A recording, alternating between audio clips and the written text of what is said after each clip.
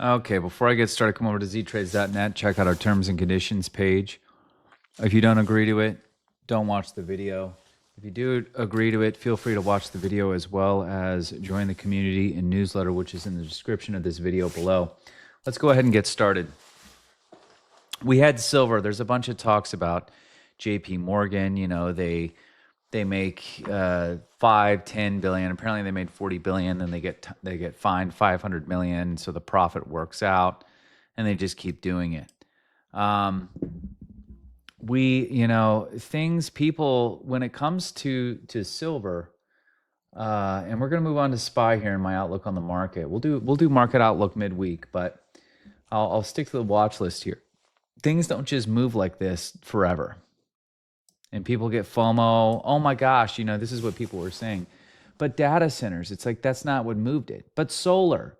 Well, solar was bigger during the previous administration and during the pandemic. Silver didn't budge. Silver had moved when COVID hit, but did it move because of solar? Didn't move because of solar. Moved because of the dollar dropping, quantitative easing, right? Which we're going to be heading into now. The deflation over this last year has been astronomical. All the Wall Street experts said that inflation was going to run parabolic they were all wrong.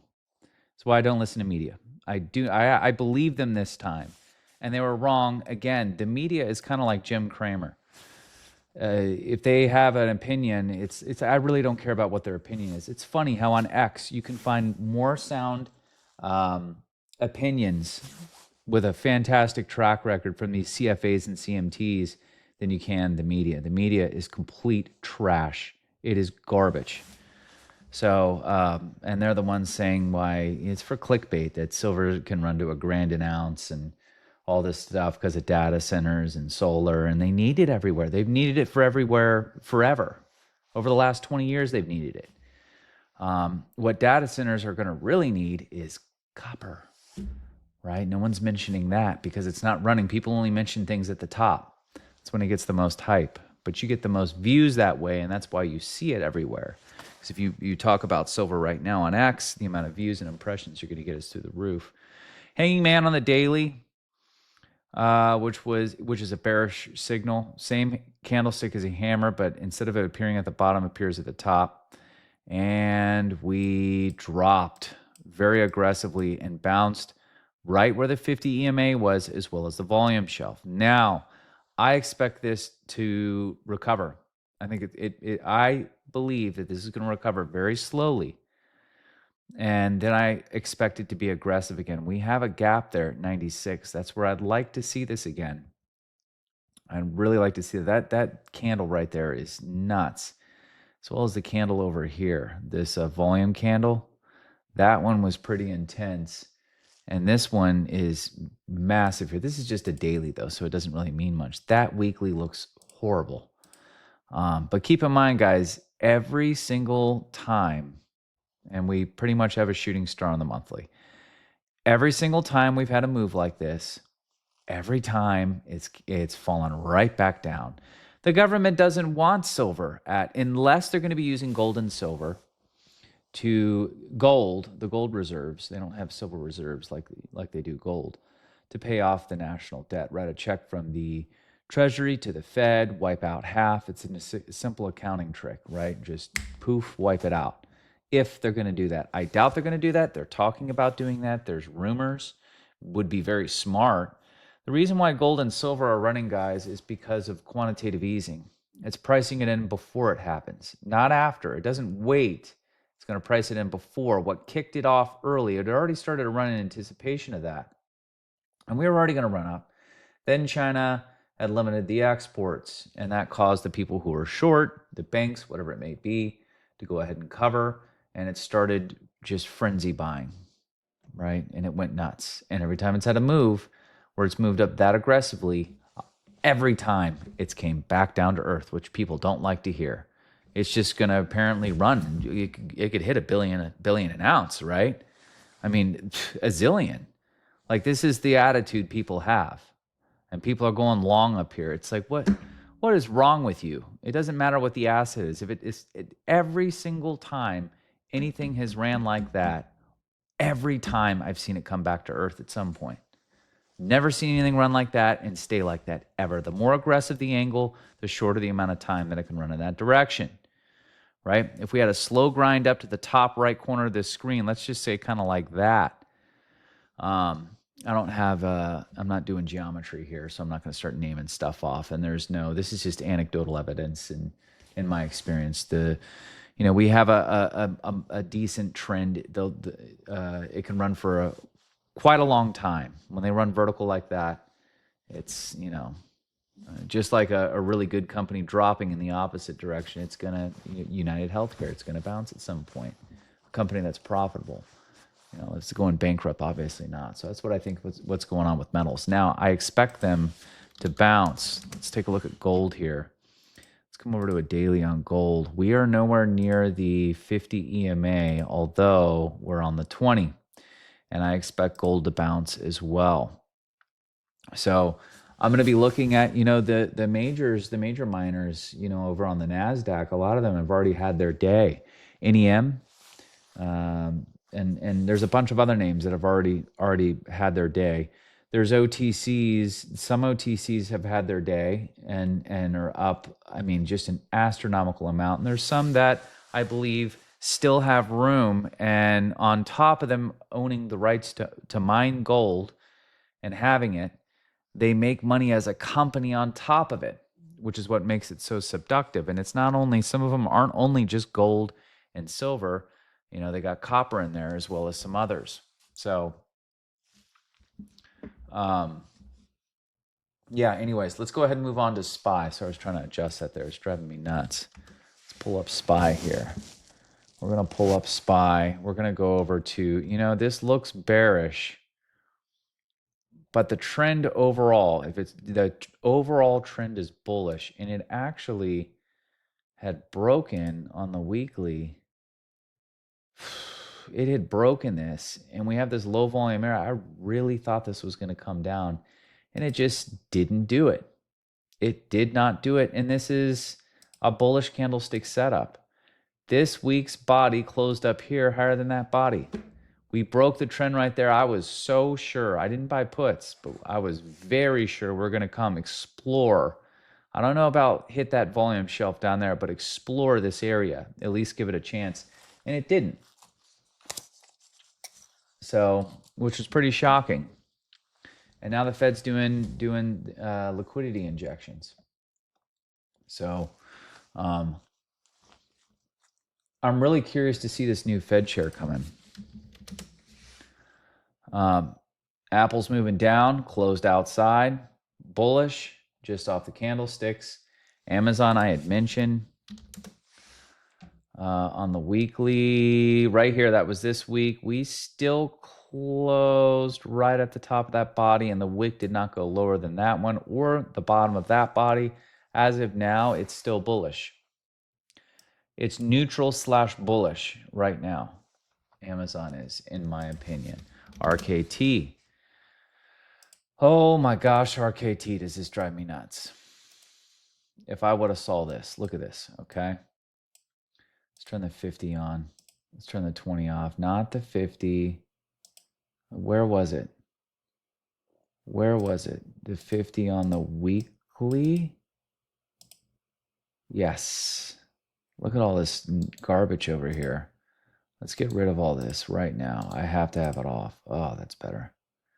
Okay, MACD. We know MACD is going to look awful. I don't need those up. Let's go ahead and remove that. Right off the 50 on a volume shelf. If I had saw that with a shooting star right there, I would have liked that a little bit higher than that body to really qualify in my personal book. But 50 EMA volume shelf, if it was going to pass it, there's a volume shelf here, you would have had the confidence to go ahead and buy. I should have locked in for like September on this, because we're going to have heavy QE come. Oh my gosh, that makes me so mad. I didn't see it. It's hard to watch everything on all time frames. It's just very, very hard. Meta, I don't know why I sold the equity I had. I had that. I bought at 600 over in here. I could have rebought over there. That really makes me upset. But I had warned you guys on the last watch list, pretend this isn't here and none of that's there. I said, look at this volume shelf, 708, 709. Well, we surpassed it. We could come back down in there. I don't think that's going to happen. Why? Let's go ahead and take a look at the weekly. MACD's crossing right here. I think, in my opinion, later this year, Meta's going to go way past ATH, probably past 800. IBM. That's pretty much flagging there. That's pretty much flagging. Somewhat of a sloppy flag.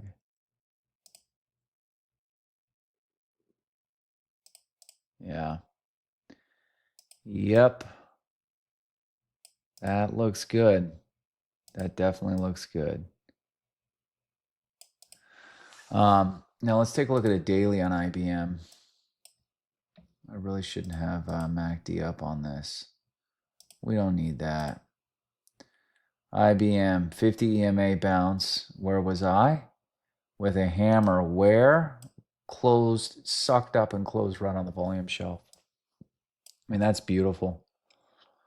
I really like to see the top of that body, 307.92, be passed for us to come explore. The higher it goes, the lower the volume is. Come explore like right around. Move my mug down here. Let me see this here. How many bodies do we have? One with wick body. Right around a body. Right around that 313 area would be a point of resistance. I don't need to chart out. I can eye it out. I can freehand eye it. Sellers here, here, and here, right? And here. So, yeah, right there. That's pretty much a resistance area. This whole area right here. Let me just go ahead and highlight that real quick. That area, this entire area is what my price target would be on IBM. With data centers and everything, guys, I mean, if we could get a serious crash, I'd be all over this. We're going to do HIMS and Bitcoin. Ooh, HIMS, look at it breaking that. It failed that. It's right on a trend line right now. But, in my opinion, the higher time frames have superiority over the lower time frames. It's like a chain of command. Okay? So now this could suck up, but then come back down. If it comes back down later, it could be at the same level where that trend line is. Is it just going to shoot violently, aggressively straight there now? I don't think so, but it could. If it could, will we see where the trend line is? Oh, there's the 200. I just put the 200 on. I did not know that. That is a serious bounce zone. This whole area right here. Right around 20, in the 26s. Now, if it's going to decide to come back up and peel down later, still right around that 26, 27 area. Yeah, that low 26s. 20. If it does it like in the next 3 days, it could see the high 25s. But that's not usually how things work. But that's how this has been working recently. We know where this is. I can't give an exact price because it all comes down to how long it's going to take to hit this trend line and or the 200. Now, if it were to shoot here now, I mean, that is a area of interest for sure. Let's take a look at the RSI. Let's jump over to a daily. Let me look at a monthly. Yeah, that doesn't count on the monthly. Let's take a look at the daily. RSI, well, you know what? Not freaking bad. Not bad. We have some divergence on RSI. Daily's starting to look good. That weekly area is we could have a dollar movement if it's going to move fast, if it's going to move slow, another 80 cents. If it comes up and then comes back down. Take a look at Bitcoin. That dude, he full ports on everything and then he blew 200 million. At no point was bro like, okay, you know what? Let me buy an apartment complex, brand spanking new. I don't got to worry about anything, maybe 2-3 years old. Cash. Buy the whole thing cash. He's got it in a nice a corporate structure. If he blows everything, doesn't matter. He can live the rest of his life. Let's just say about like a 16-plex, you know, or 24 units. He bought that and maybe more. You know what I mean? He bought one of those and he'll never have to worry about it again.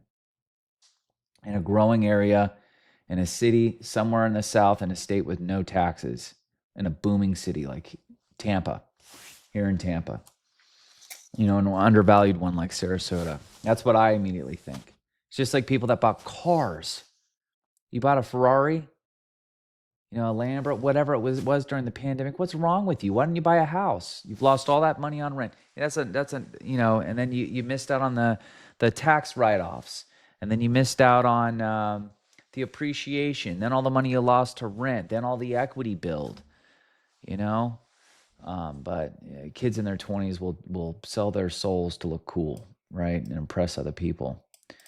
But anyways, that's what you do when you have no idea what to do with your money because you already have a house, a vacation house, a rental, and you have so much investments and passive income coming in that you have no idea what to do with it. That's when you do that. But that guy, I don't know, maybe he did do something like that, but he went full port on everything, on every trade, and he was right every time. But if you're wrong once, especially if you're leved, if you're not leved, there could be some meat on the bone if you had a 20% stop, if it was spot. But bro was leved, and he did it on a right shoulder? No, I got in over here. Where did I get in? Let's go over to a daily real quick. I forgot to mention that I got out in the Discord. I got in where? I got in somewhere. The volume shelf was different. It was different back then. I got in somewhere over in here. I can't remember. 88, and this thing sold. This thing went up 10 grand. When it started to peel over, I sold. Anyways, let me come back over to a weekly. That was on IBIT. But anyways, this is what I'm looking at right here. 70. I'm looking at 70 on Bitcoin. Now, the Fed's going to be injecting liquidity. I don't know. There's definitely not bullish divergence. The thing's going lower. RSI is dropping. Let's take a look at a monthly. And let's pull up the MACD death cross. Okay, so we don't need RSI up over here. Taking a look at this, we got, this is pointing right around 70. We had basically a cross. These were getting tight over in here in October of 2023 when this thing shot from 27 to 34. I remember that. And we had a golden cross. I mean, the excitement over there, it's like, dude, this is a monthly, and we just had our first green bar over here, which was November. It's like before this thing death crosses, golden cross, death cross, that could be like 2 years, a minimum of a year, which we ran. Every time there was bear TA, I know that the default's probably going to be up due to this being open on a monthly. These lower time MACD, it just sucks compared to the higher time frame one, especially on a monthly. Every time that we're going to have a pullback, I know that it's probably going to end up turning into a flag. This was scary, but there was a trend. Then we started to form a trend. After it sucked up, I was like, there's a trend. Tapped it here, 81, saw 97. That's a decent move. 17, 18% move. Just after it tapped that at 80, sucked up to 90. Tried to do it again, went up to 95, and then we saw 98, and now we're down again. So we have a death cross. This would come back up, but I believe overall its default's down, right? Because we're opened up to the downside. So we'll see what happens. I'm good on crypto for right now. IBIT, alts, I don't even know what that is. What's an alt? I don't want to hear it until, there's a very, very, very, very aggressive crash. That's what you do when things are just turning up and getting wild. Alts are short term, just like silver is short term, and gold's long term, right? Bitcoin's long term. Silver is short term, alts are short term. Okay, gold long term, silver short term. Bitcoin, long term. Alts, short term. Okay, this is pointing to right around 40, 38 to 40. We see that. Yeah, sure. Let's take a look at a weekly. Oh, that looks horrible. Look at that gap. Oh, never mind, that was filled. Yeah, I don't need RSI on this. We don't need the squeeze on. That looks awful. This is a big support area around 44. I'd love to see this low volume area, 41 or 40. I will start accumulating there. I will gobble it all up if we can hit that price. I'll start to build a position. The lower it goes, the more I'll add. This will be looking out towards election year 2028, when things are usually bullish heading into that winter, right? With a halving the following year, which isn't going to do much at this point. Anyways, guys, if you all like this content, make sure to like and follow for more. One thing I'm going to pull up here, RKT. There's two more things I'd like to talk about. RKT, see this? Volume shelf, pretty much an inverted hammer. That is a monthly candle. The month of January is closed. That candle is closed. It's officially basically an inverted hammer. I do like that there's somewhat of a wick on it because it shows that there's buyers there, but love to see this thing come all the way back up to 23. Software, watch out. I did some research. I'm like, why is Adobe down so much? Why is Now Services? Well, Now Services PDE is still 70, even though it's beaten down. Okay. Now was on fire for a long time. Oh my God, is that thing clapped? Is that a hammer? That thing could probably pop back up to 124. Keep your eye on that tomorrow, guys, and next week. Now, Adobe, a lot of the software, here's what I'm scared of. Last thing I'll say. And then if you guys want my pick for 2026 and 2027, I'm not going to announce it for free on the video. Absolutely not. And discredit everybody do a disservice to everybody who's paid in the Discord. Discord's also free to join. I'm going to post it in the announcements channel. My pick for 2026 and 2027 for a possible silver-like move due to shortages, various reasons. I'll get into that. I'm going to post it in the announcements channel in the Discord, which you can join below. But thinking way far ahead here, where we're having just quantum leaps next 4 years, because every year is like going by like that, and the breakthroughs we're having with AI. Anthropic could eat all these enterprise software companies up. You know, at some point, you'll be able to just copy their software in 5 seconds, you know, maybe a minute with AI. They could just copy it. And that's, you know, 5 years from now is going to be a completely different world with AI. That's what's scaring me about this. Now, in the short term, I absolutely think there could be some upside, especially on something like Now. They're profitable. They're profitable. Adobe, fantastic. Now, PDE is disgusting, even at these levels. I wish this thing was around 70 something. But I like the short-term TA. I like that it's on a volume shelf.